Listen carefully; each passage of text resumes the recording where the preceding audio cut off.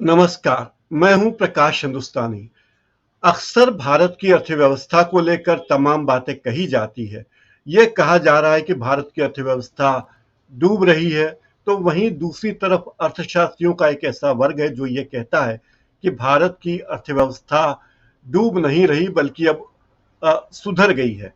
भारत की अर्थव्यवस्था को लेकर तमाम बातें कही जा रही हैं और हमारी सरकार, वित्त मंत्री, प्रधानमंत्री और अन्य सरकारी प्रवक्ता लगातार ये बात कहते रहे हैं कि भारत की अर्थव्यवस्था खतरे में नहीं है और भारत की अर्थव्यवस्था बिल्कुल रिकवरी करने के दौर में है। और ये भी कहा जा रहा है कि इस तिमाही में भारत की अर्थव्यवस्था जो तरक्की करेगी वो तरक्की प्रो कोविड काल के दौरान के तरक्की जैसी होगी। इसी मामले पर आज हम बातचीत करेंगे देश के जाने माने अर्थशास्त्री डॉक्टर जयंतीलाल भंडारी से। डॉक्टर जयंतीलाल भंडारी, हम आपके आभारी हैं कि आपने हमें समय दिया। आपका बहुत बहुत धन्यवाद। आपका हमारे इस कार्यक्रम में बहुत बहुत शुक्रिया। इस कार्यक्रम के दर्शकों से हमारा अनुरोध है कि ये कार्यक्रम फेसबुक, लिंक्डइन और यूट्यूब पर एक साथ प्रसारित हो रहा है। कृपया आप हमारे इस चैनल को लाइक कीजिए, सब्सक्राइब कीजिए, अपना कमेंट कीजिए और बेल आइकन जरूर दबा दीजिए ताकि आपके आपको हमारे कार्यक्रम के नोटिफिकेशंस मिलते रहें। बहुत बहुत अ, स्वागत के साथ मैं शुरू करता हूँ डॉक्टर भंडारी से बातचीत। डॉक्टर साहब, ये बताइए कि जो कहा जा रहा है कि भारत की इकोनॉमी सुधार पर है, तो क्या वास्तव में भारत की इकोनॉमी सुधार पर है या सरकारी प्रचार है? निश्चित रूप से कोविड-19 की चुनौतियों के बीच में देश की अर्थव्यवस्था की मुश्किलें लगातार बढ़ती गई और खास तौर से पिछले वर्ष 2020 के अंदर देश की अर्थव्यवस्था बहुत निराशाजनक स्थिति के अंदर रही और जीडीपी के जो आंकड़े हैं, वे आंकड़े कहते हैं कि पिछले वित्तीय वर्ष में 2020-21 में देश की विकास दर जिस तेजी से गिरी, उससे ये स्पष्ट दिखाई दिया कि देश की इकोनॉमी बहुत अच्छी नहीं है।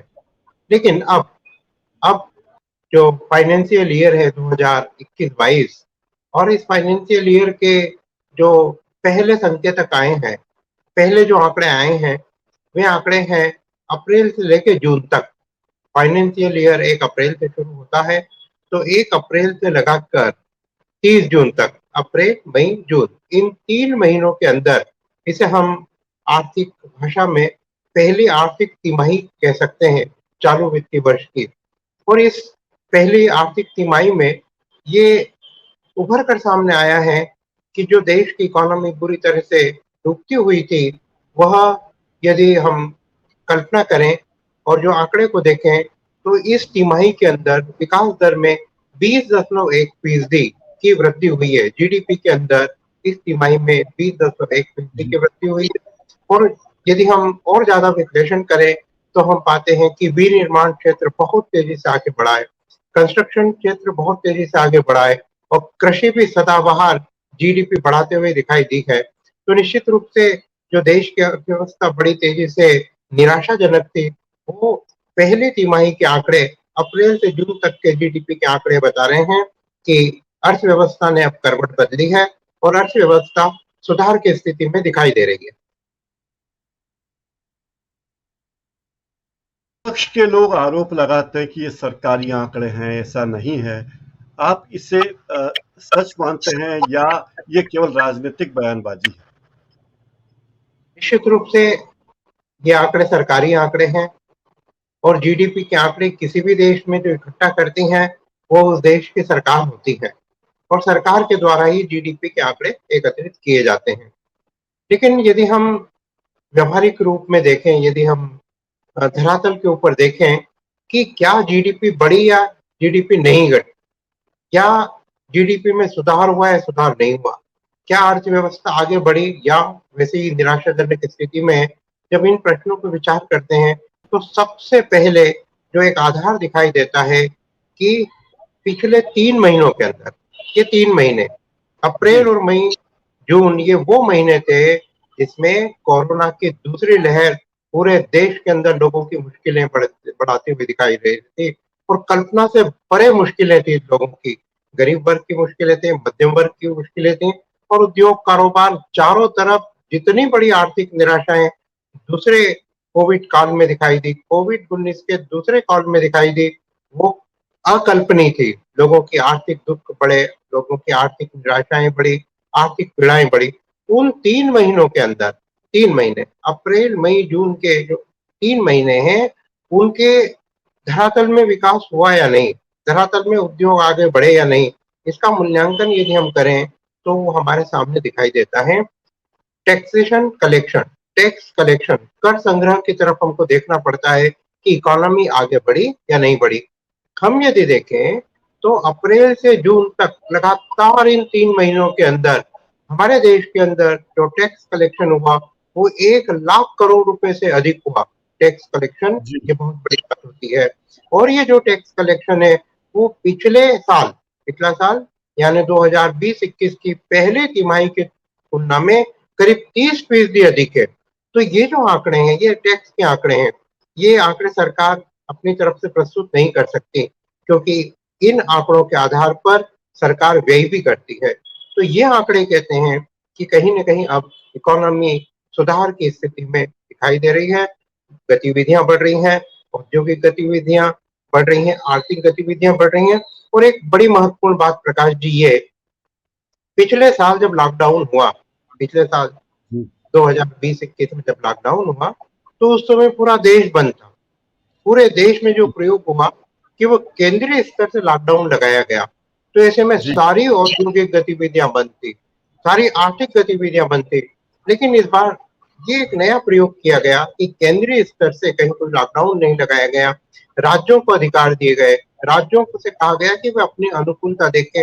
और ऐसे के अंदर देश के जिन राज्यों ने अपनी आर्थिक रूप से, औद्योगिक रूप से जैसी अनुकूलता दिखी, वहां उपयुक्त रूप से लॉकडाउन किया।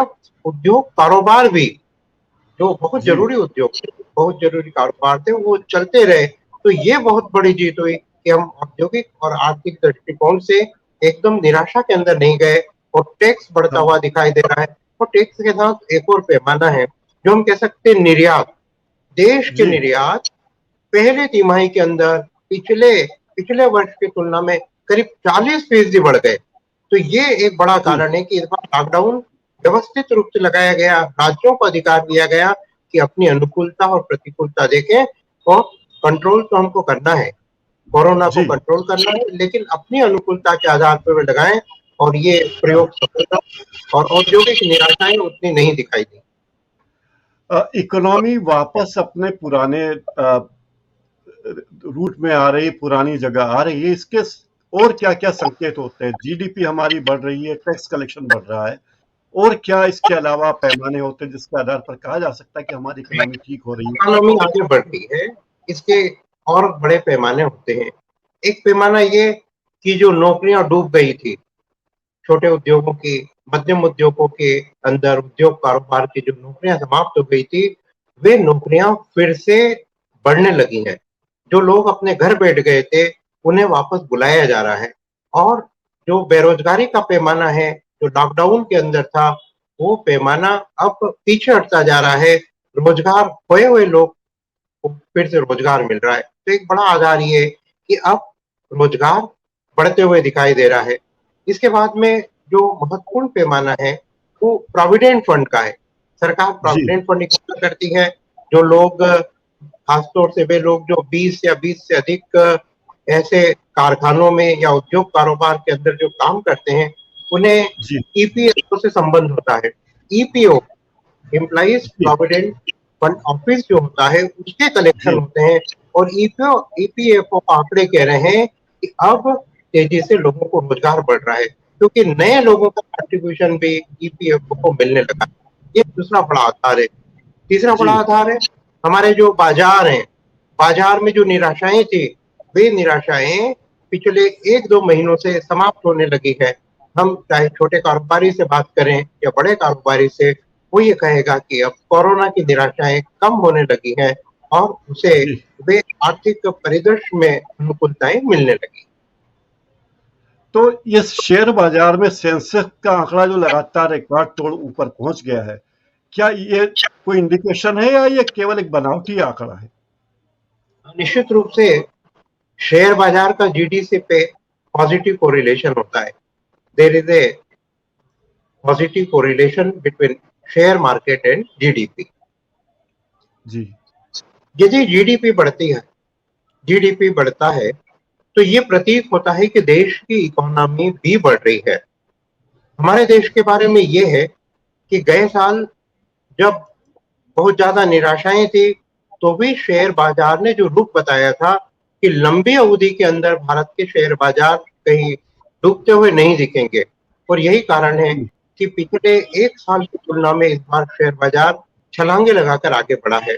और अभी हम बात करें कि कल्पना के परे शेयर बाजार की बढ़त हो रही है।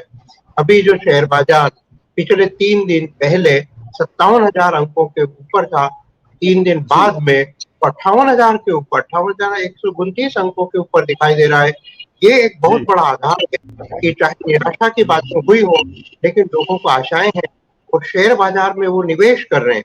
एक बात और बहुत बड़ी बात कि इस समय शेयर बाजार का जो ट्रेंड है, यहाँ जो बड़े निवेशक हैं उनके तुलना में छोटे निवेशक, बहुत छोटे निवेशक ये शेयर बाजार में रुचि लेने लगे हैं। उनको दिख रहा है कि शेयर बाजार में निवेश करने से उनके लाभ बढ़ेंगे, और ये एक बहुत अच्छा संकेत है देश की अर्थव्यवस्था के लिए।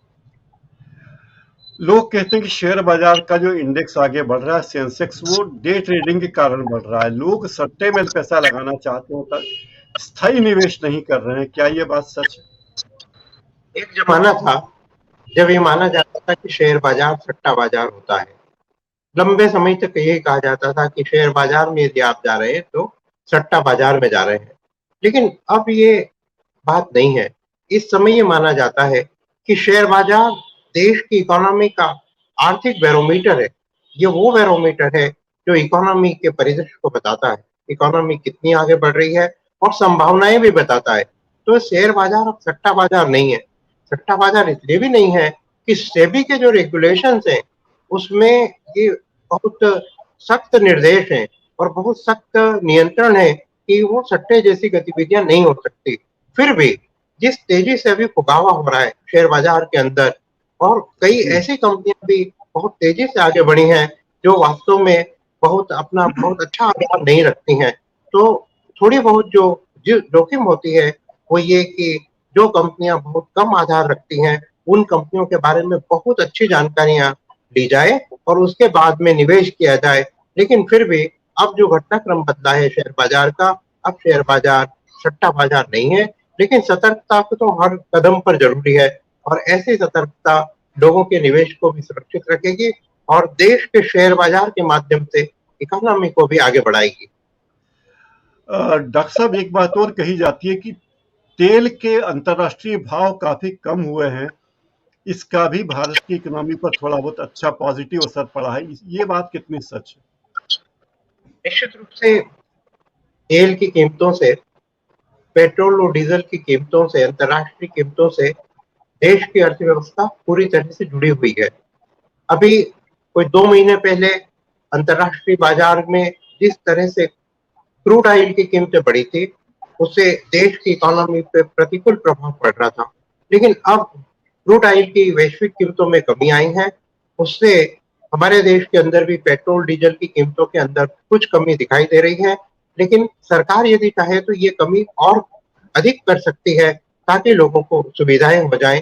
और ये देश के कोने कोने से लोगों की एक मांग भी है कि सरकार को ये बढ़ती हुई महंगाई के दौर में जब वैश्विक बाजार में क्रूड ऑयल की कीमतें कम हो रही है तो देश में भी पेट्रोल और डीजल की कीमतें कुछ कम जरूर होनी चाहिए। एक आखिरी सवाल डॉक्टर साहब, भारत का निर्यात जिस गति से बढ़ना चाहिए था वो बढ़ नहीं रहा है, और प्रत्यक्ष विदेशी निवेश भी अपेक्षित रूप से जो अपेक्षा थी वो पूरा नहीं हो रहा है, क्योंकि कोरोना काल है। तो इसके भारत कैसे पार पाएगा इन दोनों चुनौतियों से? निर्यात कैसे बढ़ाएगा और प्रत्यक्ष विदेशी निवेश कैसे बढ़ाएगा? बड़े दोनों महत्वपूर्ण प्रश्न है आपके। देश से निर्यात बढ़ रहे हैं। जी। गए साल जो निर्यात की स्थिति थी, है ना, हम कल्पना करें कि पिछले साल अप्रैल से लेके अगस्त तक, जी। अगस्त महीना भी गया है, पिछले साल के अप्रैल से लेके अगस्त तक देश से जितने निर्यात हुए थे उन निर्यातों की तुलना में इस बार अप्रैल से अगस्त तक 60% निर्यात बढ़ गए, 60% निर्यात बढ़ गए। वो दुनिया के कई नए देशों के अंदर भारत के निर्यात बाजार बढ़े हैं। कृषि के निर्यात भी हमारे बहुत तेजी से बढ़े हैं और ये हम कृषि निर्यात के अंदर दुनिया के पहले 10 देशों में गिने जाने लगे हैं। हमारे निर्यात बढ़े हैं। आप छोटी सी कल्पना करें कि इस साल हमारे देश का जो निर्यात लक्ष्य रखा गया है वो 400 अरब डॉलर का है और इन 400 अरब डॉलर में से पहले 4 महीनों के अंदर शुरुआत के इस वित्तीय वर्ष के 4 महीनों में हमने 160 अरब डॉलर मतलब करीब एक तिहाई से भी ज्यादा ये निर्यात का आकार पूरा कर लिया है। ऐसा पिछले 10 साल में कभी नहीं हुआ कि पिछले 4-5 महीनों के वित्तीय साल के पहले महीनों के अंदर हम इतना बड़ा निर्यात लक्ष्य पूरा कर पाए। और इस बार पूरा अनुमान है, सरकार ने 2 बड़ी नई योजनाएं लागू की हैं। उसमें एक है उभरते सितारे योजना, जिससे छोटे उद्योगों को, मध्यम उद्योगों को विशेष राहत दी जा रही है। उनके निर्यात के 400 अरब डॉलर का जो निर्यात लक्ष्य है चालू वित्तीय वर्ष में वह पूरा होगा। और जहां तक विदेशी निवेश का है, विदेशी निवेश में भी ऐसी स्थिति है कि हमारे जो टारगेट थे, हम उन टारगेट से अधिक फॉरेन इन्वेस्टमेंट मिल रहा है, एफडीआई मिल रही है। और 2020 में गए साल जबकि निराशाएं थी देश के अंदर, दुनिया में, उसमें भी हमारे देश के अंदर, दुनिया के अंदर खूब तेजी से जो विकासशील देश हैं उनमें भारत पहले क्रम पे सबसे अधिक विदेशी निवेश आकर्षित करने वाला देश रहा है। तो विदेशी निवेश भी बढ़ रहे हैं, लेकिन फिर भी जो चुनौतियां हैं वो चुनौती ये है कि यदि हम जीडीपी को बढ़ाना चाहते हैं तो सरकार को खर्च अधिक करना पड़ेगा और व्यय करना पड़ेगा, लोगों की क्रय शक्ति बढ़ाना पड़ेगी, लोगों की मुट्ठियों में धन देना पड़ेगा ताकि वह धन बाजार में आएगा, वो खर्च करेंगे और इससे इकोनॉमी आगे बढ़ेगी। तभी सरकार के निवेश की, सरकार के द्वारा खर्च बढ़ाने की और लोगों की क्रय शक्ति निर्मित करने की बहुत बड़ी जरूरत है ताकि अगली तिमाहियों में भी जीडीपी बढ़ती हुई दिखाई दे सके।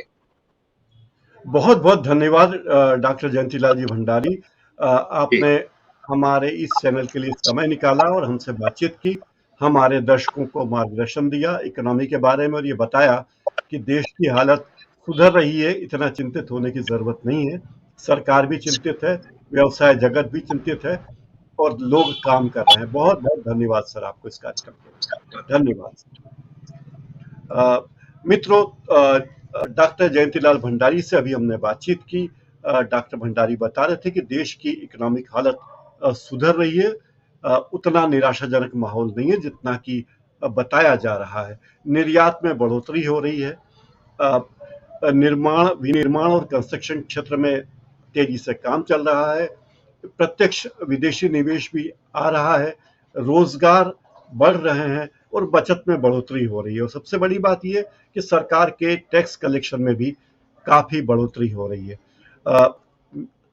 इस चैनल के दर्शकों को मेरा बहुत बहुत धन्यवाद। आपने अपना समय निकाला। कृपया इस चैनल को लाइक करें, सब्सक्राइब करें और साथ ही अनुरोध है कि कमेंट करें, बेल आइकन जरूर दबा दें ताकि आने वाले कार्यक्रमों के बारे में आपको सूचना मिलती रह सके। जिस तरह डॉक्टर जयंतीलाल भंडारी जी से हमने बात की, ऐसे और भी विशेषज्ञों से हम बातचीत करते रहेंगे। बहुत बहुत धन्यवाद, सभी का धन्यवाद। नमस्कार।